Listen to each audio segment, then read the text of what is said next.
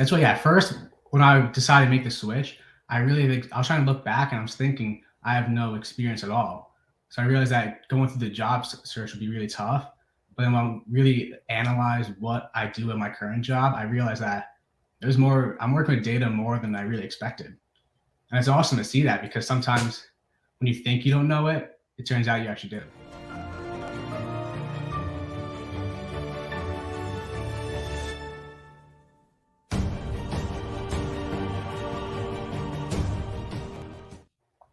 Hey nerds, Monica here. Welcome to the Data Podcast for Nerds, where we get to talk to amazing professionals and ask them all about how they use data to solve the world's problems, highlighting some careers out there that you might not think are data related.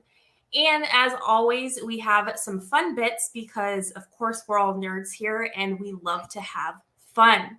So with us today, we have Mike McKee. How are you today, Mike? I'm doing great, Monica. I'm just so happy you invited me over to chat with you, and I'm super excited for this. Absolutely. Glad to have you on the show to share your experiences. So we typically start our episodes with people's origin stories and understanding what is your background and how you got to where you are today. Yeah, so I definitely think I have a very unique background as far as people in the data analytics, like the data world go. So I started out, I've always been a math and science person my whole life. So naturally in college, I decided to study math, like one of those crazy people that do that. And by halfway through, I started loving to read. And I was reading like 2 to 3 books a day. And that kind of sent me down a rabbit hole where I realized if I'm consuming all these stories, I should be able to write one myself. So that led me to write my own sci-fi novel and become an author. So ever since that, I kind of said, screw math. I want to go this writing route. So then after I graduated for 2 years, I spent all my time writing, doing marketing, and like building up newsletters, a failed blog. But this whole time, something just felt missing. And when I audited like my career path at that point, I noticed that what I loved the most was working with the analytics and data behind all my writing. So that really made me transition more into the data role. And I will say though, during my 2 years after college, I've been working as a project analyst. So that kind of entails kind of working with data through our accounting software and just finding out project costs, project timelines, and all that fun stuff. Mm-hmm. So you kind of went back to your math roots because that was missing. Yeah, I went full circle where I said, no, I don't like math, but I realized the whole time I do love it. That's so fun. I've experienced that myself as well with teaching. I wanted to become a teacher and then decided to get into accounting and then data. And then now I'm back to I'll say now teaching. it's just back where you thought you wanted to teach at the beginning. And then when you think you're wrong, turns out the whole time you're right. I'll say even though like I switched back to the math now, I don't want to forget about my writing roots. That's why I'm still writing all the time and like working on that and not forgetting about it. That's a good point. So always listen to yourself and yeah. You talked about it a little bit, but can you go back and explain what is it that you currently do and what is your main role and responsibility with that role? Yeah, so my main role, we're a small company, so aside from like the data stuff, I do a little bit of the office work to help out, but primarily I'm working with, because we don't have, this is the big thing when I started out working, is I didn't think it was like a data profession. So I was like, because we don't have like big warehouses, we're not using like SQL servers, anything most data analysts use. But this whole time I am still working with data and pulling data from our accounting software because we have these big machines that have like multiple thousand parts with them. So trying to figure out the individual costs for everything takes a while, takes a lot of cleaning and analyzing. So at the core, I am still working with the data and is finding out this cost analysis and creating projects that help us figure out, are we making money? Are we losing money? And that's the majority of what I do for sure. Yeah. And no, it's funny that people that are in their current positions that want to get into the data field don't realize that their current role really is a data role. That's what, yeah, at first, when I decided to make the switch, I was trying to look back and I was thinking I have no experience at all. So I realized that going through the job search would be really tough. But then when I really analyzed what I do in my current job, I realized that I'm working with data more than I really expected. And it's awesome to see that, because sometimes when you think you don't know it, it turns out you actually do. Exactly. So throughout, you said that right now you're trying to transition into the data field, and Yes. you have experience that you didn't think that you had before. Yeah, and that's the biggest thing, where because it's easy to fall in a trap where you think I'm starting from zero, and so that really set me back and like think about the job hunt in a way where I have to build up all of these skills and try to find experience through them. But it turns out this whole time it's been there and I've had it. So it's relieving to have that experience. Do you have any examples of specifically what you've seen, say from a job posting, where you didn't think that you had the experience, but you're like, actually, I do? Yeah, so I see a lot of like data analyst roles I've been looking at. They work primarily with Excel, and all the project and the analytics I do at work, it's all through Excel. So even though I'm using Excel every day, I just never thought of it in a way where I'm doing analytics with it. But once I really started going through all the job applications, looking at the descriptions, I realized that all these Excel skills they want, I've had this whole time. Which is crazy. It's crazy to think of, because I really thought I was starting from zero and it'll be a tough road trying to build up. But it turns out it's a little more manageable than I expected. Yeah.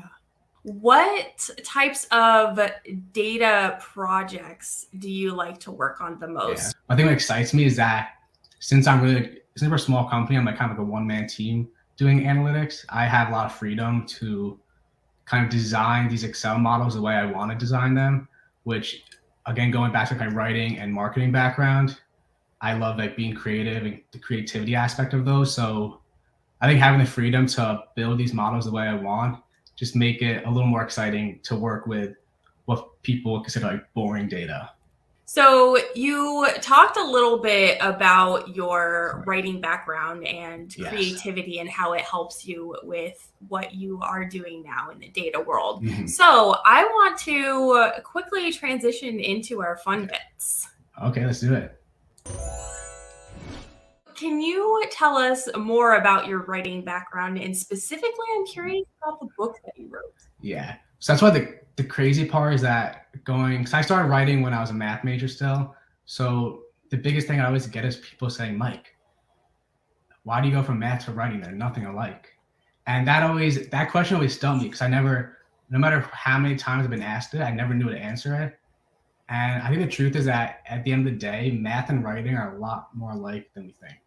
Because they're both all about noticing patterns, like building logic and going from point A to point B in the most efficient way possible.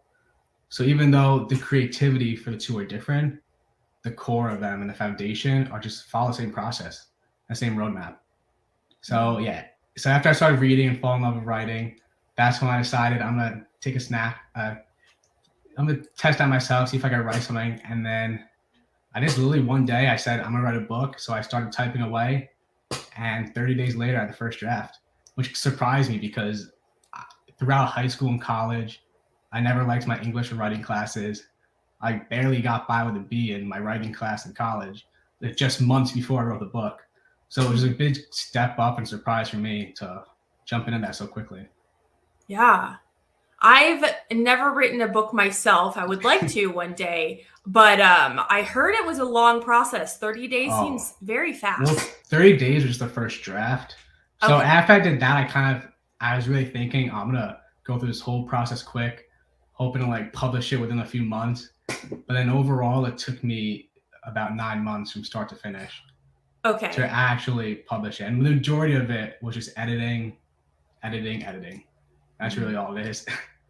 The fun bit was that first 30 days of writing, and then after it's just struggling to make it sound better. What did that 30 days look like? Was it like 8 hours a day, just you in front of your computer? So that's why this is right when COVID started.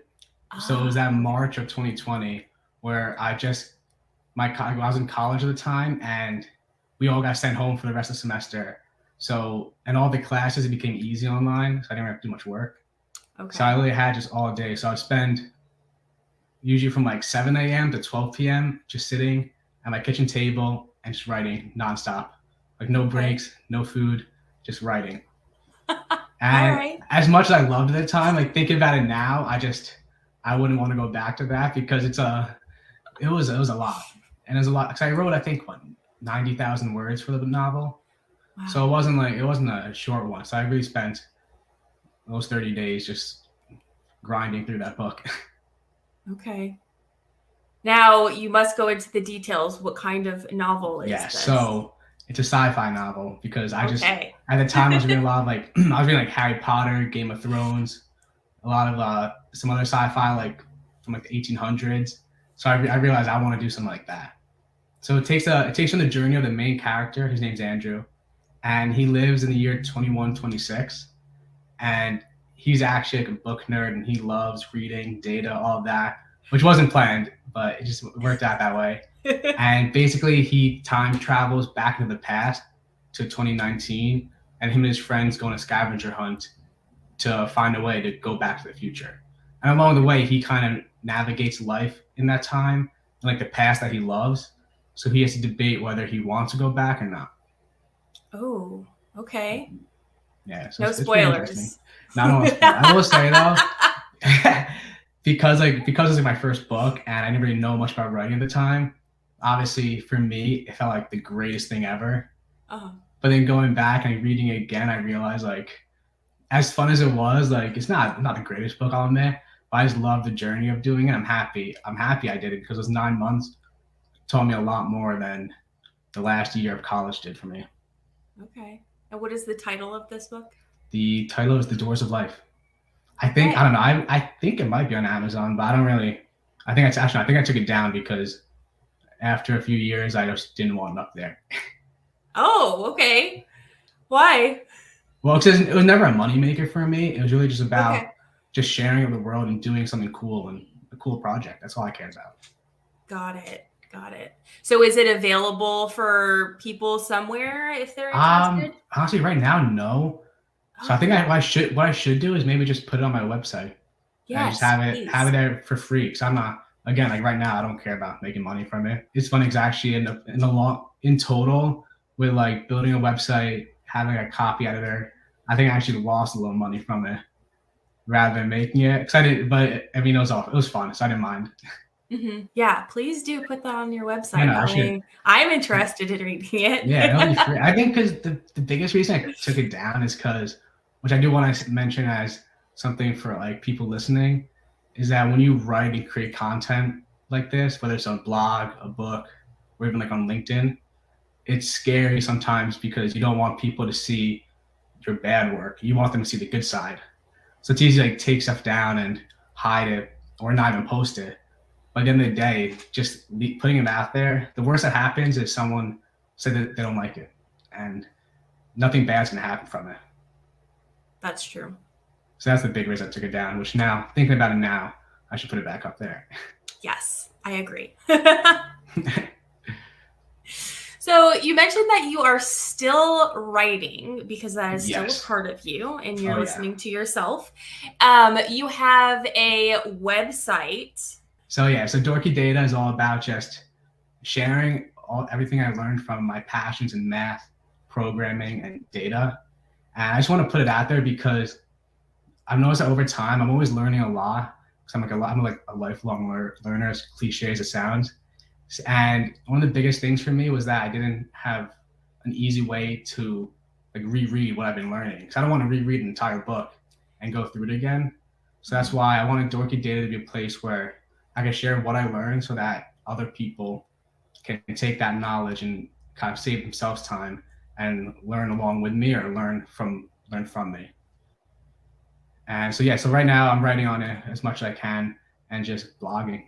And also, part of your writing or part of your sharing, you are participating in 66 days of math and Yes. programming. Yeah. So when I was in college, I was always like when I started writing around that time, I was always doing like little experiments in my life to try to like see what works and doesn't. So I did like no social media for 30 days. I did like 66 days of being vegan, stuff like that.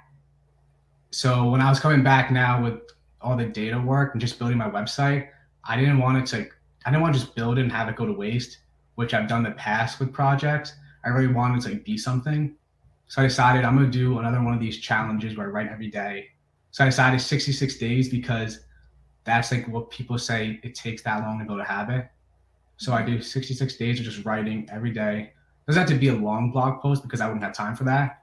Just writing something about what I learned has been helping me tremendously in just retaining the knowledge and having a place to go back and look. Like I could say, oh, what did I do last week? Or what did I do 6 months ago? And I have a place right there that shows me exactly what I did and outlines my struggles, what I did good, what I did bad. And it's like a thought dump too, where I could put out ideas I'm thinking. There's nothing I could say I'm gonna start this project.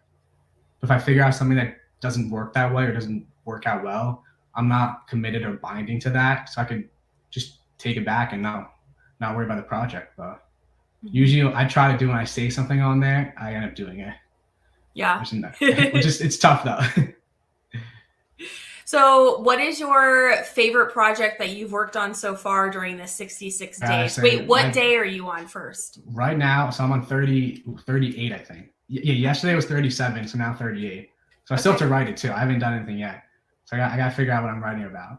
But for my favorite project, it's got to be the Spotify. I don't know if you saw the Spotify one I did.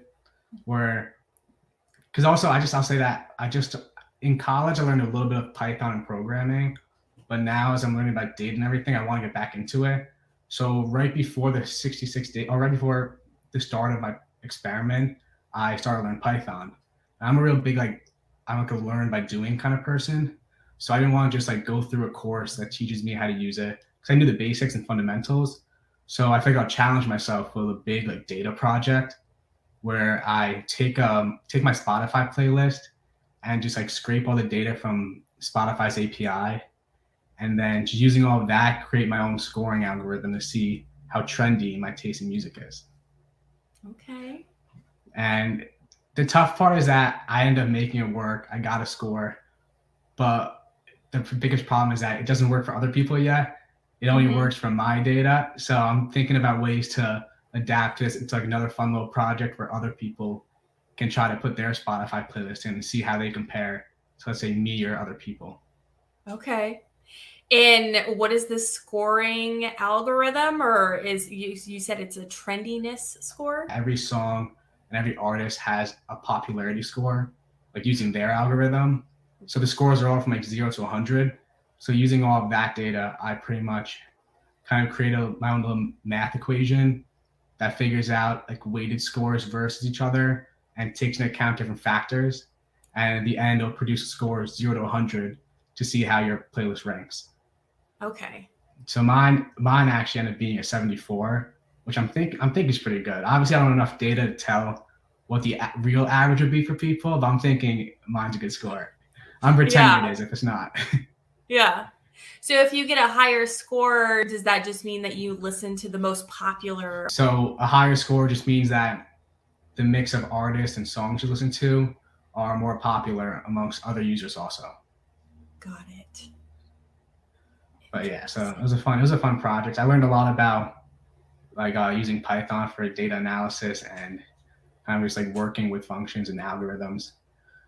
It was a little daunting though, I won't lie. I'm sure. Because there would just be because since it was my first big Python project, there were times where I was trying to figure something out, and it's like looking at a problem I had that just looked perfectly fine, but then just nothing would work, and spent a lot of time debugging. What are your takeaways so far from this 66 days journey?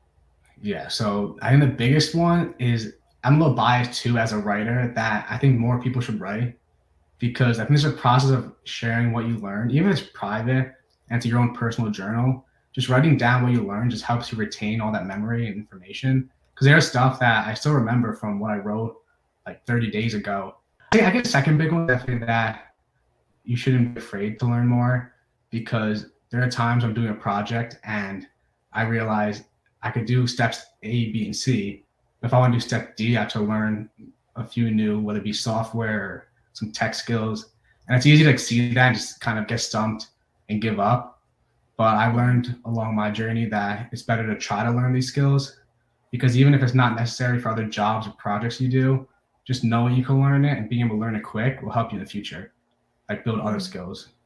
So here's a good example would be, I just finished this one project where I tried to automate my learning process by kind of creating a database with all of my blog posts, and every day send myself an email that contains one of them so that I could read it and actually use what I'm writing. So that was fun because I built my whole like SQL server or SQL database and did all that. But then I realized that I wouldn't be able to run this code naturally or automatically because my laptop's closed. Then obviously it can't run.